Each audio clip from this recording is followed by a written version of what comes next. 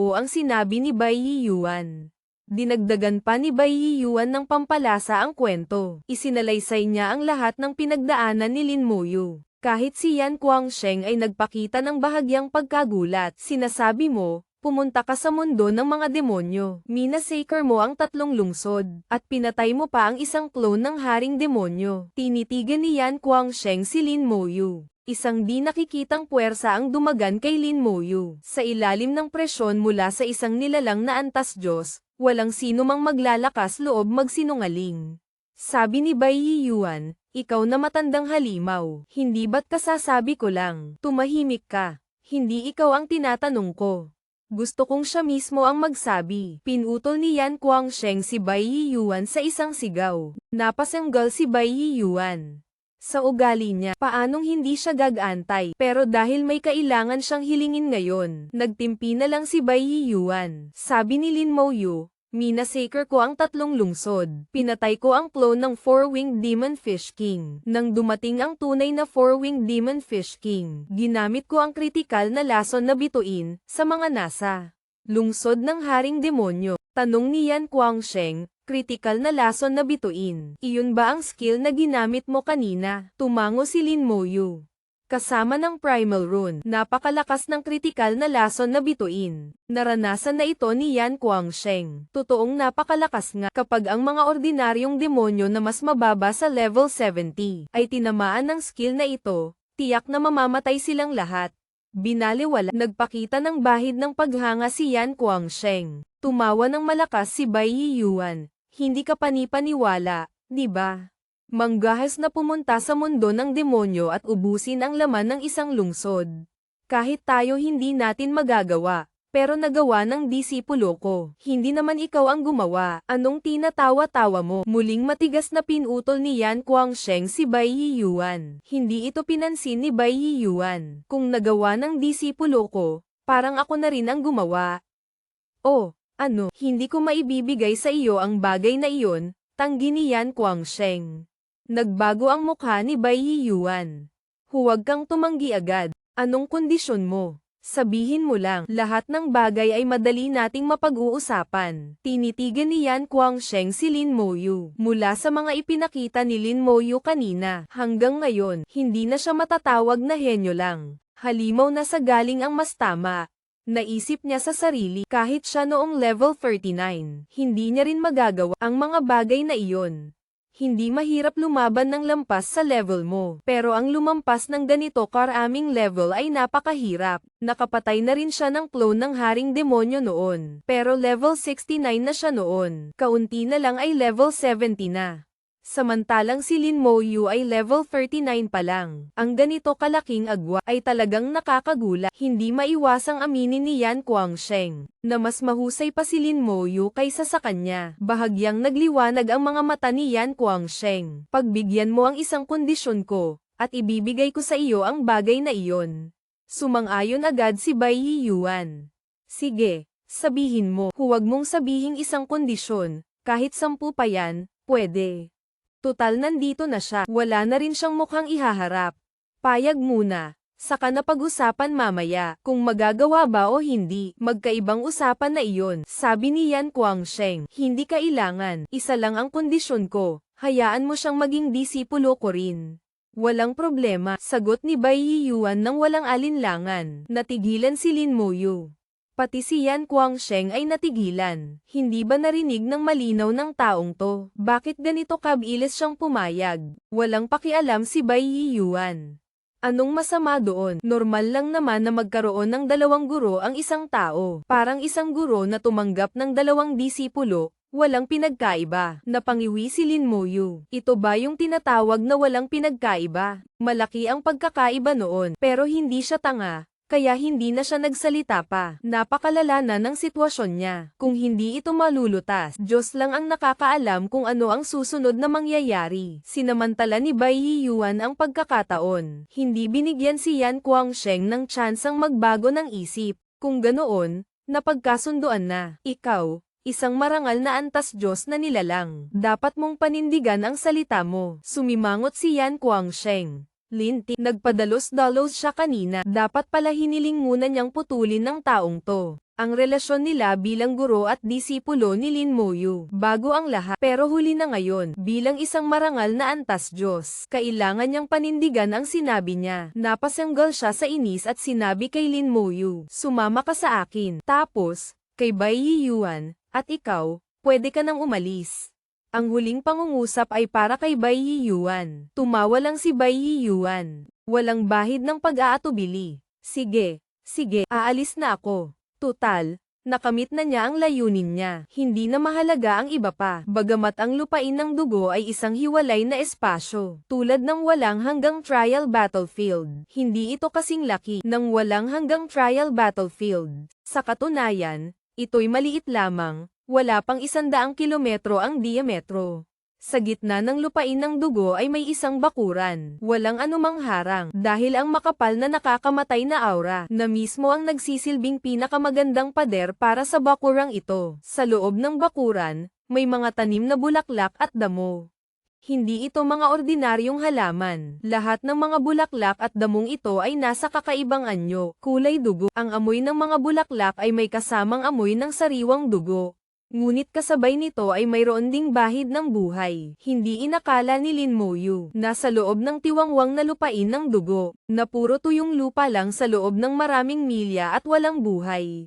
Hindi niya inakala na posible palang magtanim ng mga bulaklak at damo dito. Sabi ni Yan Guangsheng, sa mga susunod na araw, dito ka mananatili. Tumango si Lin Moyu. Guro, ano po ang gagawin sa nakakamatay na aura ko ngayon? Ngunit, inihagis sa kanya ni Yan Guangsheng ang isang itim na hiyas na hugis rhombus. Kasabay nito, tinapak niya si Lin Moyu. Pagkatapos ng biglaang tapi, ang nakakamatay na aura na walang tigil na kumukulo sa loob ni Lin Moyu ay biglang tumahimik sa isang iglap. Mas epektibo pa ito kaysa sa pag-inom ng pampakalmang gamot. Hinawakan ni Lin Moyu ang hiyas na hugis rhombus. Sa isip niya, ito siguro ang bagay na gustong kunin ni Bai Yiyuan. Ginamit niya ang kanyang scouting technique. Banal na bato ng Dam-Inyon, maaaring gamitin para bumuo ng isang Dam-Inyon. Dam-Inyon. Hindi pa naririnig ni Lin Moyu ang tungkol dito. Alam ni Yan Guangsheng ang tanong sa isip ni Lin Moyu. Hindi mo pa naririnig, tama, tumango si Lin Moyu. Totoo pong hindi pa. Ang kaalaman tungkol sa Dam-Inyon ay hindi nakasulat sa mga ordinaryong libro. Sa ngayon, hindi mo pa kailangang malaman. Sa ngayon, ang kailangan mong gawin ay kontrolin ang sarili mong nakakamatay na aura. Ilipat mo ang nakontrol mong aura papasok sa banal na bato ng Dam-Inyon. Teka, paano ko kokontrolin ang aura? Mag-isip ka mag-isa. Wala akong oras sagutin ka. Iyon ang huling sinabi ni Yan Guangsheng bago pumasok sa silid. Pabagsak na nagsara ang pinto. Halatang walang intensyong papasukin si Lin Moyu. Napabuntong hininga si Lin Moyu. Hinawakan niya ang banal na bato ng Dam-Inyon at sinubukang ilipat ang kanyang aura dito. Ngunit ang aura ay hindi niya talaga kontrolado. Kahit anong pilit niyang utusan ito, walang nangyayari. Napakabigat ng aura ni Guro, pero malaya niya itong nakokontrol. Siguradong may paraan. Baka hindi ko palang naiintindihan kung paano. Paano nga ba talaga ko kontrolin ang nakakamatay na aura na ito? Si Lin Moyu ay nag-isip ng matagal pero wala siyang maisip na dahilan. Bigla niyang napansin ang makapal na aura sa labas ng bakuran. Ang aura dito ay ganap ng nagkaanyo, nakapalibot sa bakuran na parang hamog, na hindi nawawala, hindi na kailangang itanong. Ang aurang ito ay kay Yan Guangsheng lahat. Si Lin Moyu ay nararamdaman ang presensya na pag-aari ni Yan Guangsheng mula sa loob ng aura. Mula sa loob ng aura, kayang ilabas ni Yan Guangsheng ang kanyang aura at ilagay sa labas. At kaya rin niya itong bawiin anumang oras, kahit ano pa man ang antas ng lakas niya. Kumpara kay Bai Yiyuan, sa aspeto ng pagkontrol ng aura na ito, mas lamang siya ng malayo kay Bai Yiyuan. May bakas ng kaluluwa ni Guro sa loob ng aura. Ito ay marka na pag-aari ng kaluluwa. Malinaw na nararamdaman ni Lin Moyu ang natatanging marka ni Yan Guangsheng sa loob ng aura. Isang ideya ang biglang pumasok sa isip niya. Tila may naunawaan si Lin Moyu. Sinimulan niyang gamitin ang kanyang lakas isip para kontrolin ang aura. Sinubukan niya ng paulit-ulit, ngunit palagi siyang nabibigo. Hindi nagalit si Lin Moyu, at lalong hindi siya sumuko. Kung nagawa ng iba, naniniwala siyang magagawa rin niya. Walang tigil na nagsikap si Lin Moyu. hindi alintana ang pagod. Hindi ito isang skill. Hindi ito isang skill na basta mo lang matututunan ay magagamit mo na. Medyo mahirap itong pag-aralan. Lumipas ang mga araw. Sa loob ng 10 magkakasunod na araw, nanatiling nakaupo si Lin Moyu doon. Hindi gumagalaw. Nakita ito ni Yan Guangsheng at tahimik na tumango. Napakalakas ng determinasyon ni Lin Moyu. Nakumpirma niya iyon. Noong una, gusto niya lang siyang maging disipulo para lang kontrahin si Bai Yiyuan. Ngayon, may kaunti na siyang paghanga sa kakayahan ni Lin Moyu. Sa loob ng 10 araw, ang aura sa katawan ni Lin Moyu ay hindi pa rin kontrolado. Ilang beses itong nagtangkang magwala, ngunit pinapakalma lang ito ni Yan Guangsheng sa isang tapik. Pinipigilan bago pa lumala. Sa wakas, pagkatapos ng 10 araw pa, natuklasan ni Lin Moyu na nakontrol niya ang isang bahagi ng aura. Nagawa niyang mailipat sa wakas ang aura papasok sa banal na bato ng Dam-Inyon. Ting! Sa isang igla, lumipad ang banal na bato ng Dam-Inyon mula sa kanyang palad. Umikot-ikot sa harap ni Lin Moyu. Walang tigil. Pagkatapos, naging isang sinag ito ng liwanag, na pumasok sa noo ni Lin Moyu, at naglaho, hindi na makita. Natuklasan ni Lin Moyu na sa loob ng kanyang mundo ng kamalayan, may nadagdag na isang bagay, ang banal na bato ng Dam-Inyon na iyon. Ang banal na bato ng Dam-Inyon, nang pumasok sa katawan, nagkaroon din ng pagbabago sa kanyang mga katangian. Sa kanyang mga skills, nadagdagan ng isa, Dam-Inyon ng pagpatay. Ngunit sa tabi nito ay may nakasulat, hindi pa magamit. Sa loob ng silid, nakita ito ni Yan Guangsheng. Isang bahid ng pagkagulat ang lumitaw sa kanyang mukha. Hindi ko akalaing magagawa niya talaga. Itinulak niya ang pinto at lumabas. Ito ang unang beses niyang lumabas sa loob ng mahigit 10 araw. Agad na tumayo si Lin Moyu at nagbigay galang sa kanya. Guro, iwinagayway ni Yan Guangsheng ang kamay. Huwag ka nang maging formal. Ngayon, nadagdagan ba ng isang skill ang mga kakayahan mo? Tumango si Lin Moyu. Opo, ang Dam-Inyon ng pagpatay. Pero hindi ko pa po ito magamit, sabi ni Yan Guangsheng. Siyempre hindi mo pa magagamit. Sa level mo ngayon, ang paggamit sa skill na iyan ay katumbas na rin ng paghahanap ng kamatayan. Ang kailangan mong gawin ngayon, ay ipunin ang lahat ng nakakamatay na aura mo papasok sa banal na bato ng Dam-Inyon. Kapag napuno mo na ito, saka mo palang magagamit ang skill na iyan. Samantala, sa maliit na bakuran ni Bai Shen, hindi mapakali si Bai Yiyuan habang umiinom ng tsaa. Ewan kung bakit, kahit primera klaseng tsaa, parang wala itong lasa. Matandang Meng, sa tingin mo ba magtatagumpay si Muntingyu? Hindi na niya tinatawag na Batang Lin, kundi Muntingyu na. Napangiti si Meng Anwen. Ikaw talaga, masyado kang nag-aalala kaya natataranta ka. Ikaw na isang marangal na Bai Shen. Bakit ka nababahala sa ganitong bagay? Bamantong hininga si Bai Yiyuan. Napakalakas ng aura ni Muntingyu. Kung naka-third job advancement na siya ngayon, o kahit lampas level 60, talagang hindi na ako mag-aalala. Naniniwala akong sa mga oras na iyon, kaya na niyang kontrolin ng buo ang aura niya. Pero sa ngayon, sabi ni Meng Anwen, hindi ba tumutulong na si matandang Yan Guangsheng? Nandyan siya, ano pa ang ikinababahala mo? Suminghal si Bai Yiyuan. Bigla tuloy siyang nagkaroon ng libreng disipulo dahil sa akin. Napangiti si Meng Anwen. Mas mabuti pang paghandaan mo na ang second job advancement ni Muntingyu. Terror. Pagkalipas ng ilang panahon, pagbalik niya, kailangan na niyang mag-level up. Sabi ni Bai Yiyuan, matagal ko nang naihanda. Nakahanda na ang lahat. Hinihintay na lang siyang bumalik.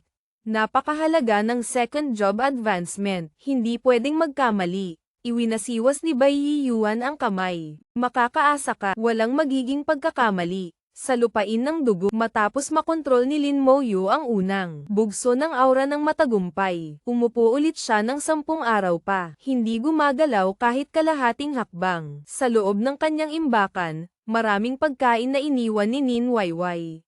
Sapat para sa kanya ng mahigit kalahating taon. Kung may una, may pangalawa. Unti-unting natutunan ni Lin Moyu ang sikreto sa pagkontrol ng aura. Isa-isang sinag ng aura ang ipinapasok niya sa banal na bato ng Dam-Inyon. Bawat bugso ng aura ay nagmamarka sa kamalayan ni Lin Moyu. Pabilis ng pabilis ang kanyang pagkontrol. Parami ng parami ang aurang pumapasok sa banal na bato ng Dam-Inyon. Tila hindi niya ito mapupuno kailanman. Ang banal na bato ng Dam-Inyon, kahit gaano karami ang ibigay niya, tinatanggap lang nito. Sa wakas, nang mailipat na ni Lin Moyu ang lahat ng kanyang aura. Kahit hindi pa ito sapat para punuin ang bato, sa wakas ay naipasok na niya lahat ng aura. Ang isipan ni Lin Moyu ay muling lumino, mas malinaw pa kaysa dati. Pagkatapos ng karanasang ito, ang determinasyon ni Lin Moyu ay mas lalo pang tumibay kumpara sa dati. Sa isang iglap ng isipan, ang aura mula sa banal na bato ng Dam-Inyon ay bumulwak paitaas. Tumayo si Lin Moyu sa gitna ng makapal na aura. Ang kanyang mga mata ay malinaw at alerto. Ang aurang ito ay ganap ng pag-aari niya. Hindi na siya nito naaapektuhan. Sa halip, sa ilalim ng bigat ng napakalakas na aura, ang mga kaaway na mahina ang kalooban ay maaapektuhan. Hihina ang lakas, babagal ang kilos. Ang mahinang kalooban ay parang isinumpa sa katawan. Pinabalik niya ang aura sa banal na bato ng Dam-Inyon. Huminga ng malalim si Lin Moyu. Sa loob ng mahigit 20 araw, ngayon lang siya nakaramdam ng ganitong kaginhawaan.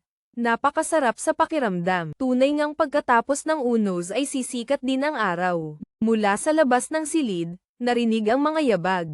Si Yan Guangsheng ay nagbalik na. Guro, nagbalik na po kayo. Magalang na sabi ni Lin Moyu. Nakaamoy siya ng napakatapang na amoy ng sariwang dugo. Isang amoy ng dugo na napakatapang, hindi niya pa naamoy kahit kailan. Kahit noong minasacre niya ang mga lungsod, hindi pa niya ito naamoy. Ang amoy ng dugo ay nagmumula sa bagay na hawak ni Yan Guangsheng. Isang piraso ng karne ng halimaw. Isang piraso lang ito na bahagyang mas malaki sa palad. Paanong nagkaroon ito ng ganoon katapang na amoy ng dugo? Tiningnan ni Yan Guangsheng si Lin Moyu. May kislap na lumitaw sa kanyang mga mata. Pagkatapos, iniabot niya ang karne. Kainin mo. Tapos, idinugtong niya. Kainin mo ng hilaw. Agad. Walang pag-aalinlangan, diretsyong kinagat ni Lin Moyu ang malaking piraso ng karne na may matapang na amoy ng dugo. Ngunit nang makain niya, wala itong kahit katiting na lansa. Sa halip, medyo matamis ito at natutunaw sa bibig. Mas masarap pa kaysa sa karne ng Great Earth Dragon God Soup. Hindi maintindihan ni Lin Moyu kung saan nanggagaling ang ganoon kalaking amoy ng dugo. Nang makitang kinain ni Lin Moyu ang karne nang walang pag-aatubili, nagpakita ng kasiyahan si Yan Guangsheng. Hindi mo man lang tinanong kung anong klaseng karne ito. Umiling si Lin Moyu. Bigay po ninyo, guro. Hindi na kailangang magtanong. Spoiler para sa episode 163, ang ahas na uhaw sa dugo si Yan Guangsheng. Tumawa ng malakas si Yan Guangsheng. Bai Yiyuan na ang nagsabi sa iyo, ang lugar kong ito ay tinatawag na lupain ng dugo. Tumango si Lin Moyu. Kung gayon, alam mo ba kung bakit ito tinatawag na lupain ng dugo? Umiling si Lin Moyu. Hindi niya alam. Sabi ni Yan Guangsheng, ang lupain ng dugo, isang hiwalay na espasyo na iniwan mula pa noong unang panahon. Mga 100 kilometro ang lapad, mahigit 10,000 kilometro ang taas at baba. Labis na nagulat si Lin Moyu. Akala niya ay napakaliit lamang nitong hiwalay na espasyo. Ngunit umaabot pala ito ng 10,000 kilometro pataas at pababa. Lumalabas na ang espasyong ito ay hugis silindro. Tumingala si Yan Guangsheng sa langit. Sa itaas o sa ibaba, mga 10,000 kilometro ang layo, may isang mabangis na hayop na tinatawag na ahas na uhaw sa dugo. Ang kinakain mo ngayon ay karne mismo nito. Biglang napansin ni Lin Moyu na tila bahagyang gusot ang laylayan ng damit ni Yan Guangsheng. Nang lumabas ito kanina, maayos pa ang damit niya. Bukod dito, tila may bahid pa ng dugo sa kasuotan.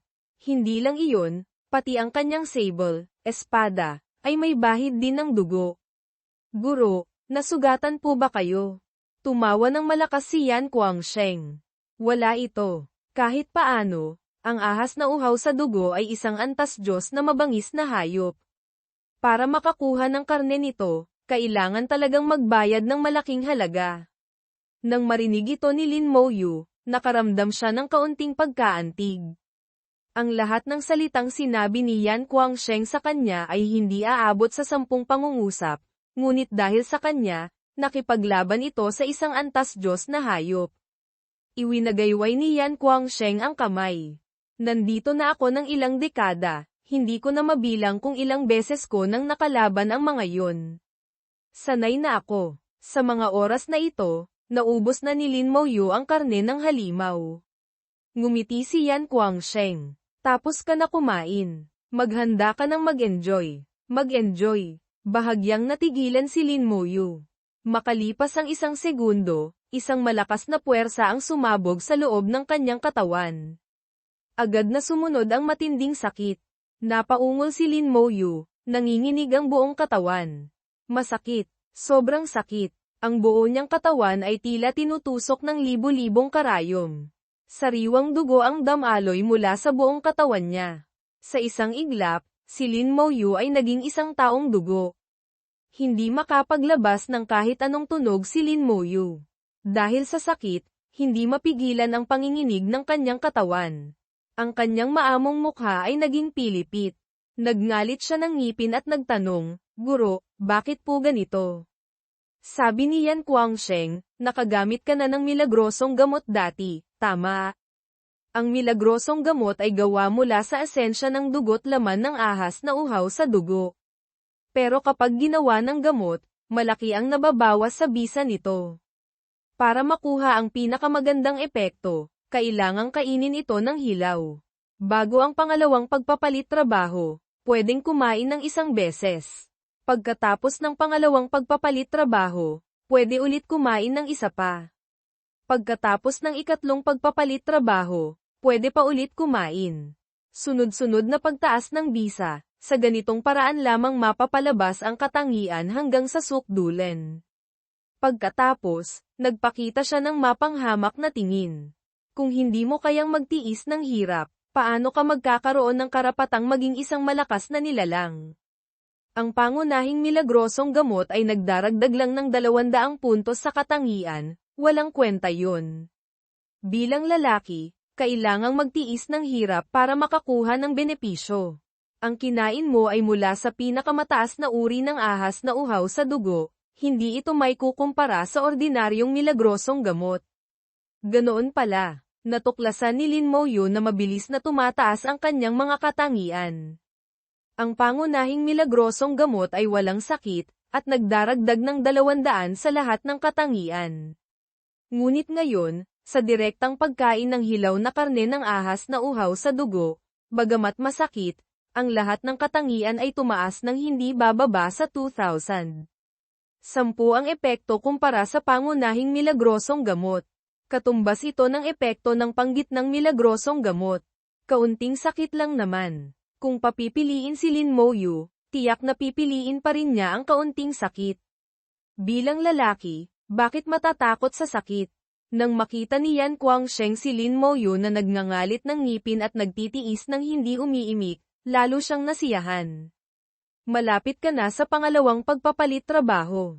Sa oras na iyon, tiyak na magkakaroon ng pagbabago, isang pagtaas ng antas ng trabaho, tama? Alam mo ba kung ano ang pinagmulan ng pagtaas ng antas ng trabaho? Ang pagtaas ng antas ng trabaho ay nangangailangan ng ilang bagay. Una ay swerte. Kung malas ka, kahit 99% pa ang tsansa, masasayang lang ang oras. Pangalawa ay ang mga katangian. Kailangang malampasan ng mga katangian ang pinakamataas na limitasyon. Ang pinakasimpleng paraan para malampasan ito ay ang milagrosong gamot. Kaya, huwag mong maliitin ang 200 puntos na katangiang bigay ng milagrosong gamot. Sa paglampas lamang sa puntong iyon maaaring tumaas ang tsansa ng pagtaas ng antas ng trabaho. Maliban sa milagrosong gamot, marami pang ibang paraan para malampasan ang limitasyon ng katangian. Halimbawa, ang banal na lakas sa walang hanggang trial battlefield, ang mga kristal ng kaluluwa mula sa panig ng mga soul insect. Kapag mas marami kang nalampasang limitasyon sa katangian, mas mataas din ang tsansa ng pagtaas ng antas ng trabaho. Pangatlo ay ang iba't ibang bagay na nagpapataas ng tsansa para sa pagtaas ng antas ng trabaho. Halimbawa, ang asensya ng Demon King mula sa Nirvana Battlefield ay isang magandang bagay. Bukod pa riyan, may mga porma sayon para sa pagpapalit trabaho, at iba pang mga bagay na nagpapaganda lang ng sitwasyon, na maaaring lalo pang magpataas ng tsansa. Napakadetalye ng paliwanag ni Yan Guangsheng, walang tigil sa pagsasalita. Namuhay siyang mag-isa rito ng ilang dekada, karaniwan ay wala siyang makausap. Nang magsimula siyang magsalita, hindi na mapigilan. Nakikinig ng mabuti si Lin Moyu. Nagsalita na rin si Bai Yiyuan noon tungkol sa pagtaas ng antas ng trabaho, ngunit dahil sa pabaya nitong ugali, hindi ito naging masyadong detalyado. Ngayon, matapos makinig, nagulat si Lin Moyu. Hindi katakatakang ganoon na lang kung pahalagahan ng iba ang milagrosong gamot, iyon pala ay para sa paglampas sa limitasyon ng katangian. Kung gayon, ang kanyang mga katangian. Tanong ni Yan Guangsheng, nakatapak ka na siguro sa walang hanggang trial battlefield, di ba? Nakakuha ka ba ng banal na lakas? Habang tinitiis ang sakit sa buong katawan, nagngalit ng ngipin si Lin Moyu at sumagot, opo, nakakuha. Sabi ni Yan Guangsheng. Maaasahan din pala ang batang ito. Anong level na ang banal na lakas mo? Level 5 na ba? Sabi ni Lin Moyu, level 39 po. Level 3 pa lang. Medyo nadismaya si Yan Guangsheng.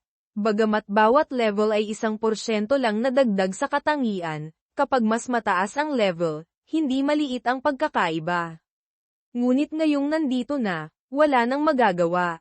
Kaysa naman wala. Nagngalit ng ngipin si Lin Moyu at sinubukang lakasan ang boses, Guro, hindi po level 3. Level 39 po, kalansing. Nahulog ang sable ni Yan Guangsheng sa lupa. Hindi pa kailanman nagulat ng ganito si Yan Guangsheng. Kahit sa kanyang karanasan, ang sinabi ni Lin Moyu ay talagang nakayanig sa kanya. Nakikita ni Yan Guangsheng na hindi nagsisinungaling si Lin Moyu, base sa ekspresyon nito.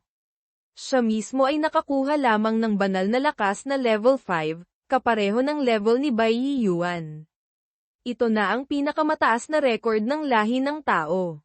Silang dalawa ni Bai Yiyuan ay nasa tuktok na ng lahi ng tao. Ngunit ano itong level 39 na sinasabi ni Lin Moyu? Paano mo nagawa iyon? Isinalaysay ni Lin Moyu ang proseso kung paano niya nakuha ang banal na lakas kay Yan Guangsheng. Kasabay nito, sinabi rin niya ang mga katangian ng kanyang trabaho, ngunit hindi binanggit ang tungkol sa Ding Xuanzhou, banal na bangka. Hindi pa nakakita si Yan Guangsheng ng trabahong necromancer noon.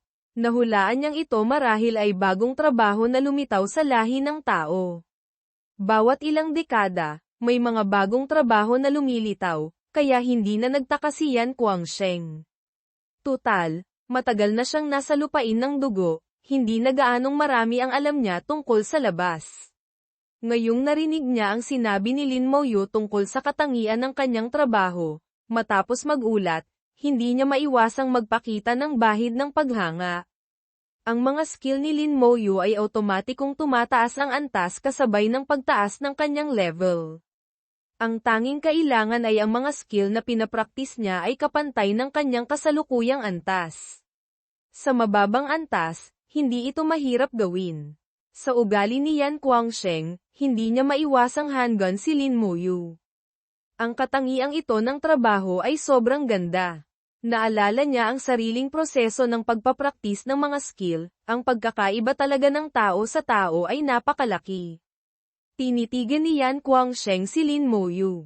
Ang ibig mong sabihin, pagdating mo sa dulo ng Divine Spring Secret Realm, sumabog agad ito. Tumango si Lin Moyu. Opo, napaisip si Yan Guangsheng. Kung gayon, malaki ang posibilidad na sa hinaharap, mawawala na ang Divine Spring Secret Realm. Kanino mo pa ito nasabi? Sabi ni Lin Moyu, alam na po ni Guro Bai at Senior Meng. At kayo po, tumango-tango si Yan Guangsheng. Kung alam ni Meng Anwen, hayaan na nating siya ang umasikaso. Hindi na natin kailangang pakialaman. Nag-isip sandali si Yan Guangsheng at nagpatuloy, kung ganoon kataas ang antas ng iyong banal na lakas, kailangang baguhin ang ilang plano. Tanungin kita, takot ka bang mamatay? Mabilis na sumagot si Lin Moyu, hindi ko po alam. Sino ba ang hindi pa tunay na nakaranas ng kamatayan ang maglalakas loob sabihing hindi siya takot mamatay? Kahit si Lin Moyu ay hindi maglalakas loob. Nasiyahan si Yan Guangsheng sa sagot ni Lin Moyu. Iyan ang totoong sagot. Malaki ang pagkakaiba ng buhay at kamatayan. Lahat ng nagsasabing hindi sila takot ay nagsisinungaling. Kung gayon, tatanungin kita ulit. Kung nasa harap mo ang pagkakataong maging isang dalubhasa na mas mataas pa sa antas Diyos, pero kasama nito ang 50% tsansang mamatay, matatakot ka pa rin ba? Isang dalubhasa na mas mataas pa sa antas Diyos. Hindi napigilan ni Lin Moyu na lumunok. Naging determinado ang kanyang mga mata. Takot pa rin po. Gayunpaman, susugal ako. Kung mabaygo ako, mahinahon kong tatanggapin ang kamatayan. Tinanong ulit ni Yan Guangsheng, kung kailangan mong harapin ang dalawang ganyang pagpili sa pagitan ng buhay at kamatayan. Sabi ni Lin Moyu sa mababang boses, paninindigan ko pa rin po ang aking pinili. Takot mamatay, ngunit hindi rin takot mamatay. Bagamat sa ngayon ay hindi pa naiintindihan ni Lin Moyu kung ano ang isang dalubhasa na mas mataas sa antas Diyos, ni hindi niya nga alam kung gaano kalakas ang isang antas Diyos na dalubhasa, ngunit ang kanyang determinasyong lumakas ay hindi magbabago. Biglang tumawa ng malakas si Yan Guangsheng. Tama. Ang sagot mo ay labis kong ikinasiya. Kung ganyan, sasabihin ko sa iyo ang susunod mong kailangang gawin. Pinilit ni Lin Moyu na tiisin ang sakit at nakinig ng mabuti. Ang nais ipagawa sa kanya ni Yan Guangsheng, ang susi ay nasa karne pa rin ng ahas na uhaw sa dugo. Ito ay isang uri ng milagrosong karne ng halimaw, isang sinaunang relikya. Ang milagrosong gamot ay pinino mula sa dugo't laman nito. Ang kinain ni Lin Moyu kanina na karne ng ahas na uhaw sa dugo ay nagpataas ng lahat ng katangian ng 2,000, sa katotohanan, 1,800 lang dahil ang unang 200 mula sa naunang gamot ay nawalan ng bisa, 10 beses ang epekto ng pangunahing milagrosong gamot. Para makakain ulit, kailangan niyang umabot man lang sa level 50, o kahit pagkatapos pa ng level 60. Iyon ang orihinal na plano ni Yan Guangsheng. Ngunit ngayon, iba na. Dahil sa napakalakas na banal na lakas ni Lin Moyu, mas maagang mapataas ang pundasyon ng kanyang mga katangian, mas maraming benepisyo ang makukuha. Ang karaniwang natatamo sa bawat pagtaas ng antas ay tataas din. Sa ganitong paraan, habang tumatagal, ang agwat sa katangian ay lalong lalaki ng husto. Kahit si Yan Guangsheng ay mahihirapang tansyahin kung hanggang saan aabot ang mga katangian ni Lin Moyu. Ito rin ang pinakamahalagang hakbang para maging isang dalubhasa na mas mataas sa antas Diyos. Ayon sa bagong plano ni Yan Guangsheng, kailangang kumain si Lin Moyu ng karne ng ahas na uhaw sa dugo sa mismong oras ng kanyang pangalawang pagpapalit trabaho. Gamitin ang katangian ng karne para palakasin ng husto ang mga katangian, at kasabay nito, sa oras ng pagpapalit trabaho, isagawa ang pagtaas ng antas ng trabaho. Pinakamaganda kung makakapagpagising pa ng mga bagong talento, na maglalatag ng pinakamatibay na pundasyon para sa hinaharap. Ang problema lang, ang paggawa nito ay may malaking panganib. Tulad ng sinabi ni Yan Guangsheng, 50 hanggang 50 lang ang tsansa. Mabubuhay ka man o mamamatay, nakasalalay lahat sa swerte. Sabi ni Lin Moyu sa mababang boses, Guro Yan, maganda naman po ang swerte ko. Tumawa ng malakas si Yan Guangsheng. Mabuti. Hintayin mo't kukunin ko para sa iyo ang isang piraso ng karne sa puso ng ahas. Pagkasabi nito, lumipad si Yan Guangsheng paitaas, patungo sa kalangitan na libu-libong milya ang taas. Kahit parehong karne ng ahas na uhaw sa dugo, magkakaiba ang epekto depende sa parte. Malayo ang agwat, ang pinakamagandang parte ay ang utak ng ahas. Sumunod dito ang karne sa puso ng ahas. Ang pinakamahina ay ang mga hindi importanteng parte. Napakahirap makuha ang utak ng ahas. Ayon kay Yan Guangsheng, matagal nang hindi nakakakuha ng utak ng ahas ang lahi ng tao. Hindi rin madaling makuha ang karne sa puso ng ahas. Para makagawa ng panggitnang milagrosong gamot, kailangan gamitin ang karne sa puso ng ahas. Ang karne sa puso ng ahas ay hindi mismo ang puso ng ahas na uhaw sa dugo, kundi ang piraso ng karne na malapit dito. Naiisip ni Lin Moyu ang hirap nito. Kahit kasing lakas ni Yan Guangsheng, maaari pa ring mapahamak. Tumingala si Lin Moyu sa langit, puno ng pasasalamat ang puso. Sa mga oras na ito, basang-basa na siya ng dugo, tila isang taong dugo, ngunit ang kanyang mga mata ay nagniningning ng husto. Ang sakit ay nabawasan na. Lahat ng kanyang katangian ay tumaas ng 2,000. Sakto, tumaas ito ng 1,800, ang naunang 200 puntos na nakuha mula sa milagrosong gamot ay nawalan ng bisa dahil sa karne ng ahas na uhaw sa dugo. Ang kanyang katangiang pang-espiritual ay napakalaki na ang pundasyon, matagal nang lumampas sa 20,000, kaya ang dagdag na 2,000 ay halos walang pakiramdam. Ngunit ang kanyang apat na pangunahing katangian, lakas, liksi, tibay, katalinuhan, na dati mababa lang ay halos dumobble. Napakalinaw ng pakiramdam. Alam ni Lin Moyu na ang kaunting pagbabagong ito ngayon ay halos wala lang. Ang paparating na pangalawang pagpapalit trabaho, iyon ang tunay na pagbabagong yayanig sa langit at lupa. Sa pangalawang pagpapalit trabaho, lahat ng katangian ay double. At ang dinodoble ay ang lahat ng pangunahing katangian.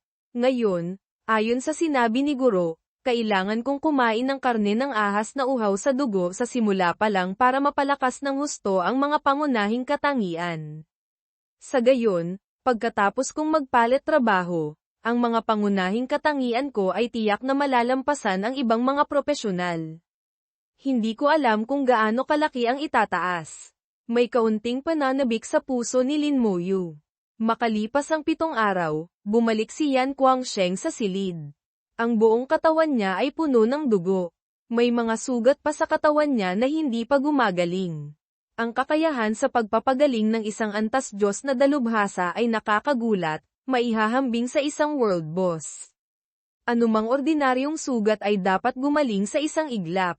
Ngunit ngayon, ang mga sugat ni Yan Guangsheng ay napakabagal gumaling, at may sariwang dugo pa na patuloy na dumadaloy mula sa bibig ng sugat. Ang sariwang dugo ng isang antas Diyos na dalubhasa ay may dalang bahagyang gintong kinang, iba sa ordinaryong tao. Tumawa si Yan Guangsheng. Huwag mong intindihin, kaunting gallows lang. Medyo mayabang lang ang mga batang yun, ayaw magbigay. Napilitan lang si Lolo na kunin ng puwersahan. Pagkasabi nito, naglabas si Yan Guangsheng ng isang aktibadong lilang anteng-anteng na pangprotekta sa buhay. Isang maraingal na lilang liwanag ang bumalat sa kanya, at mabilis na gumaling ang mga sugat. Ito ang liwanag ng isang antas Diyos na panggamot na sining, napakalakas ng epekto. Sa isang iglap, nagsara na ang mga sugat ni Yan Guangsheng. Iniabot niya ang isang magandang kahon kay Lin Moyu. Nasa loob niya ng karne sa puso ng ahas. Tandaan mo, sa panahon ng iyong pangalawang pagpapalit trabaho, kainin mo ito. Baka hindi maging masyadong komportable ang proseso. I enjoy mo. Commendat si Yan Guangsheng, mukhang nag-aabang ng magandang panoorin. Spoiler para sa episode 164, labanan ng mga maladyos na dalubhasa na wala nang masabi si Lin Moyu. Hindi maganda ang ugali ng girong ito, at mayroon pa siyang ganitong klaseng hilig. Habang nakangiti, biglang tumingala si Yan Guangsheng. Bakit nandito ang mga yun? Kasabay na tumingala si Lin Moyu, ngunit wala siyang makita. Sabi ni Yan Guangsheng, iyong mga matatandang yun mula sa imperyo. Pumunta sila para kumuha ng karne ng ahas na uhaw sa dugo para gawing milagrosong gamot. Pero malas sila ngayon. Mainit ang ulo ng mga halimaw na yun ngayon. Alam niyang panapanahon, pumupunta rito ang mga taga-imperyo para kumuha ng karne ng ahas na uhaw sa dugo para gawing milagrosong gamot. Ngunit dahil kalalaban lang ni Yan Guangsheng sa ahas na uhaw sa dugo, malamang ay galit na galit ito ngayon. Nagpakita ng masayang ekspresyon si Yan Guangsheng. Halika, isasama ka ni Guro para magbukas ng kaalaman. Pagkasabi nito, nagpakawala siya ng malakas na enerhiya na bumalat kay Lin Moyu. Lumipad silang dalawa pataas, agad na nakalayo ng mahigit 10 milya. Gaano kabilis ang isang antas Diyos na dalubhasa. Ngayon lang ito tunay na naranasan ni Lin Moyu. Sa isang iglap, ilang dosenang kilometro na ang nalakbay. Ang malakas na presyon ng hangin ay halos dumurog sa kanya. Naging tahimik ang paligid, lahat ng tunog ay naiwan sa likuran. Sa kanyang paningin, hindi na ito ang lupain ng dugo. Puro kalawakan na lamang ang nakikita. Nakita ni Lin Moyu ang isang bagay na parang salamin na bumabalot sa buong mundo. Sa labas ng salamin ay tila ibang mundo. Ang mundong iyon ay parang pamilyar sa kanya. Naalala niya, pagkatapos sumabog ng dungeon, nahulog siya sa walang lamang espasyo, void space. Ang nasa labas ng salamin ay ang void space. Sa loob ng void space, mayroong nakakatakot na magulong enerhiya. Muntik na siyang mamatay doon. Ang malasalamin na bagay na ito sa harapan niya ang humaharang sa magulong enerhiya. Guro, ano po iyan? Nagtanong si Lin Moyu na parang isang masunuring estudyante. Si Yan Guangsheng naman ay isang hindi masamang guro. Iyan ang harang pang-espasyo. Sa labas niyan ay ang void space. Huwag mong isiping parang salamin lang iyan, sa katunayan, napakatibay niyan. Kahit ako, mahihirapan akong sirain yan. Pero masyado pang maaga para sa iyo ang bagay na ito. Hindi mo na kailangang intindihin. Sa ngayon, manood muna tayo ng palabas. Manood ng palabas. Tumingin si Lin Moyu sa direksyong tinuro ni Yan Guangsheng. Isang barkong pandigma ang tumatawid sa kalangitan, napakabilis, nag-iiwan ng kumikinang na liwanag sa likuran nito. Sa barkong pandigma, may ilang mga propesyonal na may kahanga-hangang presensya. Hindi matukoy ni Lin Moyu ang eksaktong antas nila, ngunit nararamdaman niyang sila ay mga nangungunang propesyonal, higit sa level 80, marahil ay mga antas Diyos pa nga. Ngunit base sa mapang hamak na tingin ni Yan Guangsheng, halatang hindi sila gaanong mas malakas kaysa sa kanya. Ang mga matandang iyan sa harapan ay ang mga elder ng imperyo. Hindi maiwasang humanga ni Lin Moyu. Ang mga elder ng imperyo ay karaniwang mga dating miyembro ng konseho ng 12 na nagretiro na. Bagamat hindi na sila namamahala, napakataas ng kanilang katayuan. Minsan, kapag may mahahalagang desisyon ang konseho ng 12, kailangan pa nilang humingi ng payo sa kanila. Komplikado ang istruktura ng imperyo, at kaunti lang ang alam ni Lin Moyu. Guro, lahat po ba ng mga elder na iyan ay antas Diyos na dalubhasa? Si Lin Moyu ay isang mabuting estudyante, kung hindi alam ay nagtatanong. Si Yan Guangsheng ay isang mabuting guro, laging sumasagot. Antas Diyos, ano ka? Nakakita ka na ba ng miyembro ng konseho na antas Diyos? Yung mga hindi lang talaga kayang maging antas Diyos ang nagiging miyembro ng konseho. Siyempre, ang mga elder na nagretiro mula sa konseho ay hindi pa rin magiging antas Diyos. Ang pinakamataas na mararating nila ay pseudo-Diyos, kahit ikaw, hindi mo sila mapapantayan. Puno ng panghahamak ang tono ni Yan Guangsheng, lubos na minamaliit ang mga ito. Siya, isang marangal na antas Diyos, level 95, nasa tuktok na ng mundo. Kahit mga Demon King mula sa Abyss, nakapatay na siya ng ilan. Siyempre, mamaliitin niya ang mga pseudo-Diyos na ito. Tanong ni Lin Moyu, bakit po sila tinatawag na pseudo-Diyos? Suminghal si Yan Guangsheng nang may pang-iinsulto. Isang grupo na huminto sa level 89, hindi na umusad, kailangang umasa sa gamot para umabot sa level 90. Hindi na kayang magpatuloy sa landas, hindi na kayang pag-isahin ang mga skill. Kung hindi sila pseudo-Diyos, ano sila? Malaki po ba ang pagkakaiba ng pseudo-Diyos at antas Diyos na dalubhasa? Malaki. Langit at lupa ang pagkakaiba. Parehong level 90, pero kayang-kaya silang talunin ng isang tunay na antas Diyos na parang naglalaro lang. Kahit ilang dosenang beses pa silang labanan, hindi ako matatakot. Bagamat sa bibig ni Yan Guangsheng ay walang kwenta ang mga pseudo-Diyos, sa harap ni Lin Moyu, naglalabas pa rin ng nakakatakot na presensya ang mga elder.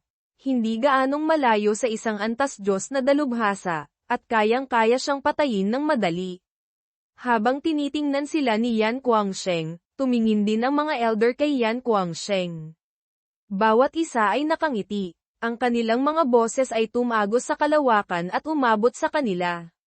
Nagbibigay-pugay kami kay Lord Guangsheng. Bagamat sila ay mga elder, kapag kaharap ang isang tunay na antas Diyos na tulad ni Yan Guangsheng, na tinatawag na Guangsheng o Mad God, malaki pa rin ang agwat nila. Walang pakialam na sumagot si Yan Guangsheng, hindi sila pinansin. Laban lang kayo kung lalaban. Isasama ko ang disipulo ko sa tabi para manood. Sabi niyang manunood, pero ang totoo ay manunood lang ng palabas. Nang malaman nilang si Lin Moyu ay disipulo ni Yan Guangsheng, agad na nag-iba ang tingin ng mga elder kay Lin Moyu. Ang mga taong ito, bagamat mukhang mataas ang kapangyarihan at posisyon, ay kailangan pa ring maging magalang kay Yan Guangsheng. Sa huli, kung sino ang may mas malakas na kamao, siya ang tama. Mula sa barko, lumitaw ang isang balingkinitang anyo. Isang batang babae na may napakagandang mukha at kaakit-akit na pangangatawan ang pumunta sa unahan ng barko, nakatingin kina Yan Guangsheng at Lin Moyu. Puno ng kuryosidad ang mga mata ng babae. Malamig na nagsalita si Yan Guangsheng, dahil sa kanya kaya kayo nangangaso ng karne ng ahas na uhaw sa dugo. Sumagot ang isang elder, Lord Guangsheng, siya po si Prinsesa Dongfangjiao. Umiling si Guangsheng. Hindi ko pa naririnig. Anak ba siya ng batang si Dongfangyi? Sagot ng mga elder, si Prinsesa Jiao po ay ang bunsong anak na babae ng ating pinuno ng bansa. Kakalabing 8 taong gulang pa lang po siya ngayong taon. Iwinagayway ni Yan Guangsheng ang kamay. Dongfangyi, ang batang iyon, walang ibang talento kundi magaling lang gumawa ng anak. Si Dongfangyi ang pinuno ng bansa ng imperyo ng Shengxia. Bagamat karaniwan ay hindi siya gaanong namamahala, karamihan ng mga bagay ay pinagpapasyahan ng konseho ng 12, ang kanyang katayuan ay pambihira. Kung magsalita siya, kailangang sundin ng imperyo ang kanyang utos. Ngunit sa bibig ni Yan Guangsheng, siya ay, batang ito, batang iyon, lamang, casual na pinagtatawanan. Agad na makikita ang pagkakaiba sa katayuan. Magalang na yumuko si Dongfangjiao kay Yan Guangsheng. Jiao, nagbibigay-pugay kay Lord Guangsheng. Madalas pong banggitin ni Ama ang inyong tanyag na pangalan. Tumawa ng malakas si Yan Guangsheng. Ano namang maganda sa akin para pag-usapan? Sasabihin ko ba kung paano ko siya tinuruan ng leksyon noon, binugbog hanggang umiyak na parang bata? Nagpakita ng hiya sa mukha si Dongfangjiao. Si Yan Guangsheng ay talagang katulad ng sinabi ng kanyang ama, mayabang ang ugali, puro kalokohan ang sinasabi. Ngumiti si Dongfangjiao. Paano naman po, sa bibig ni Ama, si Lord Guangsheng ang haligi ng ating imperyo. Sige na, sige na. Wala ring silbi ang pambabala mo sa akin. Gawin nyo na ang dapat nyong gawin. Huwag nyo na kaming intindihin. Nagbigay ng utos si Yan Guangsheng na paalisin ang mga bisita, hindi na sila pinansin. Hindi na naglakas loob pang magsalita si Dongfangjiao. Gamit ang kanyang magagandang mata, pinagmasdan niya si Lin Moyu ng may kuryosidad. Sa tingin niya, hindi nagkakalayo ang edad nila ni Lin Moyu, ngunit tinanggap na pala ito bilang disipulo ni Yan Guangsheng. Ganoon ba talaga kaganda ang talento ng taong ito? Hindi kailanman naging mababa ang tingin ni Dongfangjiao sa sarili. Naniniwala siyang siya ay isang nangungunang henyo. Isang mythical level na propesyonal, mahigit 1 taon lang ang ginugol para makumpleto ang unang pagpapalit trabaho at umabot sa level 36. 2 buwan na lang at makukumpleto na niya ang pangalawang pagpapalit trabaho. Tiyak na magiging isang mataas na antas na propesyonal bago mag-20 taong gulang. Kahit sa Xiajing Academy, isa sa 3 nangungunang akademya, mahirap makahanap ng makakapantay sa kanya.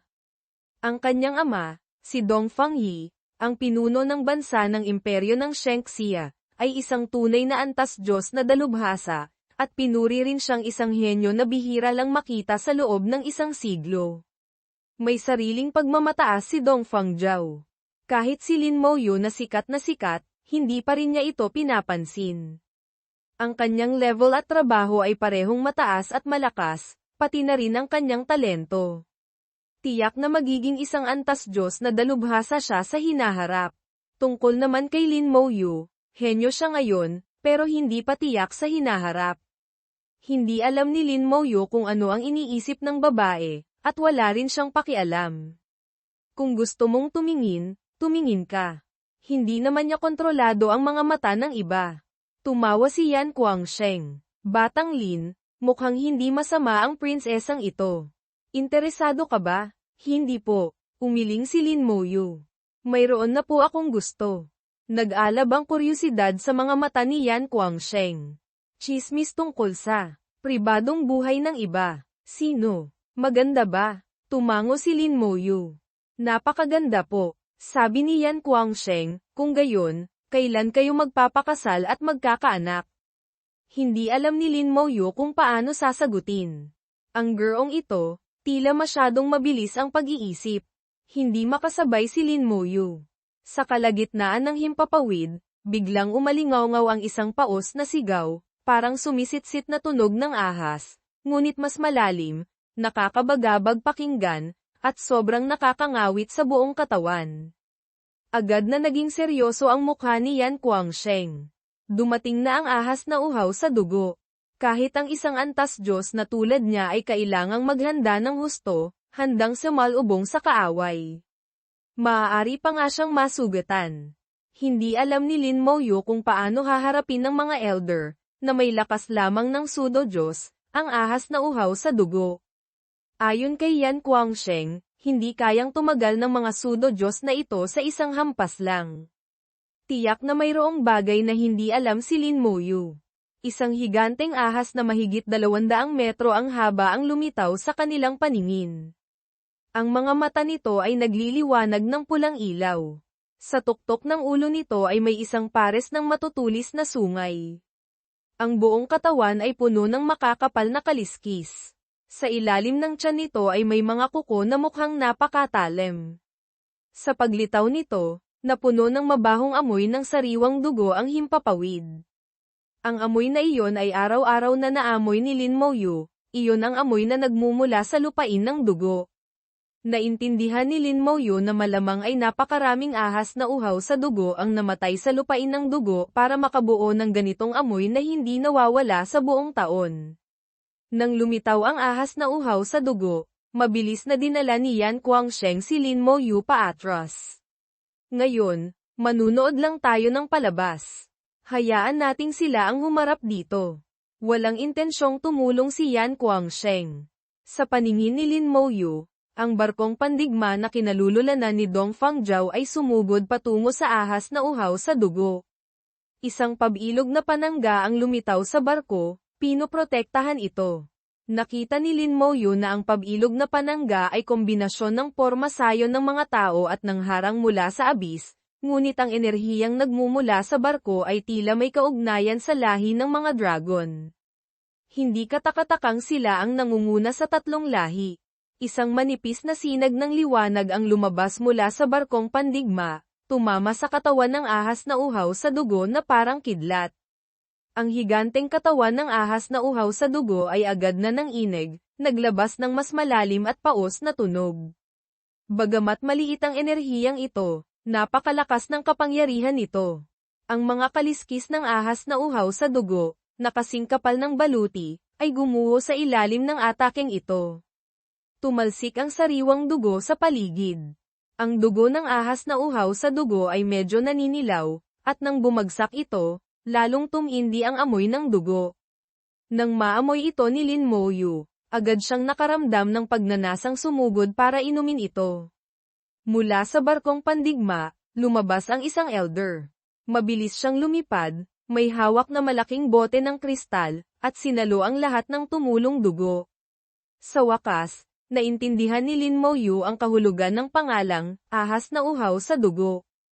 Hindi dahil uhaw sa dugo ang ahas na ito, kundi ang dugo nito ang nagiging sanhi para hindi mapigilan ng iba ang pagnanasang uminom. Puno ng panghahamak ang mukha ni Yan Guangsheng. Bagamat maganda ang karne ng ahas na uhaw sa dugo, walang gaanong halaga ang dugo nito.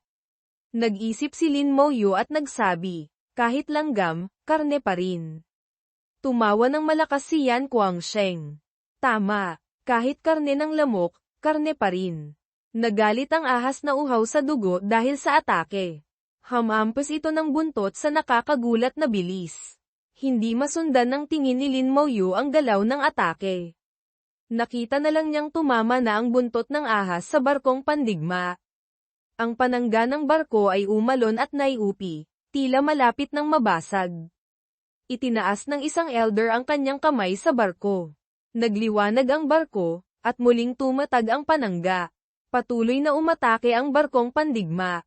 Ngayon, hindi na isang maliit na sinag, kundi isang malaking espada na may habang 100 metro ang humiwa pababa sa ahas na uhaw sa dugo. Mula sa tuktok ng ulo ng ahas na uhaw sa dugo, kumislap ang matulis na sungay nito, nagpakawala ng libu-libong kidlat na sumalpok sa malaking espada. Nagbanggaan ng malakas ang dalawang puwersa, halos magkapantay ang lakas, at sabay na naglaho sa kalawakan. Kasabay nito, ang ahas na uhaw sa dugo ay hamampas ng buntot ng daan-daang beses.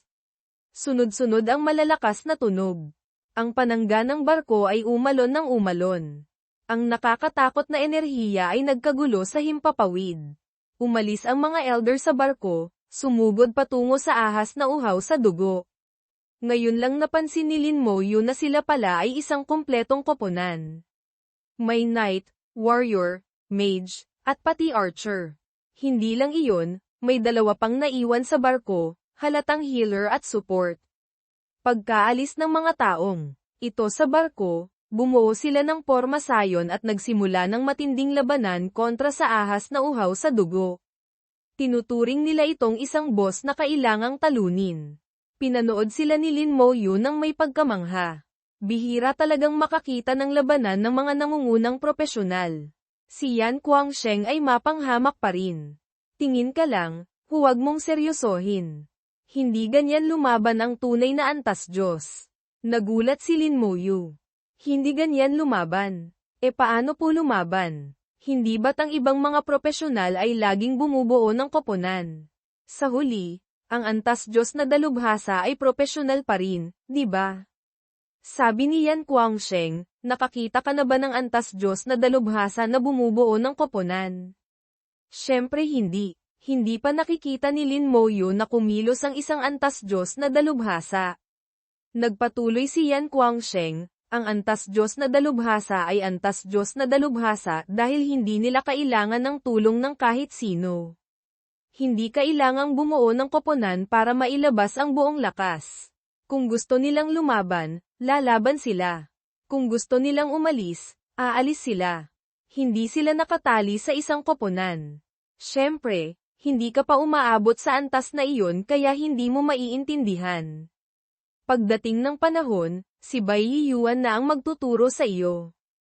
Hindi ko na kailangang sabihin pa.